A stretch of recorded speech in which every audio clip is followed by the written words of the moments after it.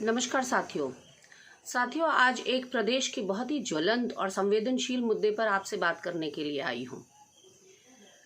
हमारे प्रदेश के जो front line warriors, corona warriors जिनको कहते हैं, जो डॉक्टर समुदाय है, वो इस वक्त भगवान का दूसरा रूप हैं।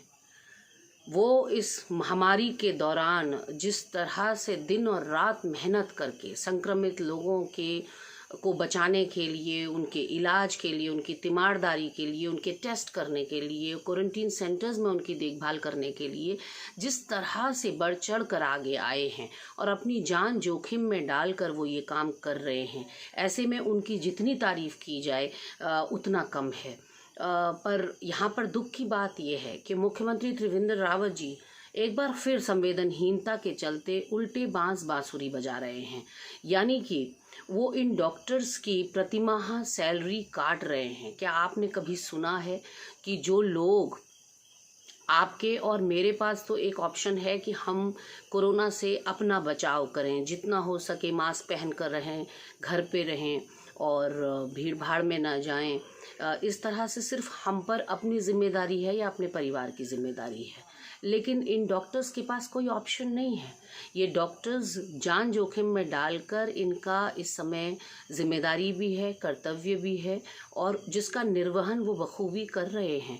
पिछले 6 महीने से दिन और रात बिना थकान की चिंता करते हुए या बिना थकान की शिकायत करते हुए जिस तरह से इन लोगों ने सामने आकर लोगों की सेवा की है, वो अपने आप में एक मिसाल है।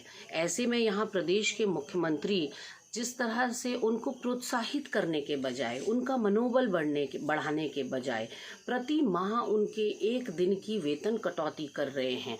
आयुर्वेदिक और यूनानी चिकित्सक संघ बार बार इस शिकायत को लेकर कभी आयुष मंत्री से मिलते हैं। हर पटल पर वो अपनी आवाज़ मुखर कर चुके हैं कि बनिस्बत इसके कि आप कोई प्रोत्साहन राशि देते डॉक्टर्स को उनका मनोबल बढ़ाने के लिए, आपने उनकी वेतन कटौती कर दी। ये कोई मामूली बात नहीं है दोस्तों। ये ऐसा लगता है कि मति भ्रष्ट हो गई है, विवेकहीन ये सरकार हो गई है कि जो लोग इस समय सफ़ेद पोश कपड़ों में भगवान का दूसरा रूप हैं और अपने परिजनों की चिंता करे बगैर, अपने परिजनों से दूर रहकर जिस तरह से लगातार क्वारंटीन सेंटर्स में कोविड के जो हालात हैं उनको देखते हुए जिस तरह से उनके ऊपर वर्कलोड आया है, प्रेशर आया है और टेस्ट कर रहे हैं कोरोना के वो लोग, इन्होंने बढ़ चढ़ कर आयुष डॉक्टरों ने भी इसमें हिस्सा लिया। जब एलोपैथी डॉक्टर्स ने प्रेशर बनाया और कार्य बहिष्कार की बात कही तो उनको मुख्यमंत्री जी से सांत्वना देकर, आश्वासन देकर भेजा गया कि वेतन कटौती नहीं की जाएगी। लेकिन आयुष डॉक्टरों को तो वो सांत्वना भी नहीं मिली, उनको तो वो दिलासा भी नहीं दिलाया गया, जो अपने आप में हैरत अंगेज़ बात है, बहुत चकित करने वाली बात है, जिसका मैं खुले शब्दों में निंदा करती हूँ। मुख्यमंत्री जी, आप इस प्रदेश के मुखिया हैं, कम से कम थोड़ी संवेदनशीलता दिखाते हुए आपने अगर इन आयुष डॉक्टर्स की भी सोची होती। एक दरवाजे से दूसरे दरवाजे ये अपनी आवाज़ लेकर जा रहे हैं, लेकिन सब इनकी आवाज़ को अनसुना कर रहे हैं। कम से कम इस समय आपकी जिम्मेदारी बनती थी कि आप आगे बढ़कर इनका हाथ पकड़ते, इनकी पीठ थपथपाते, इनके कंधे सहलाते।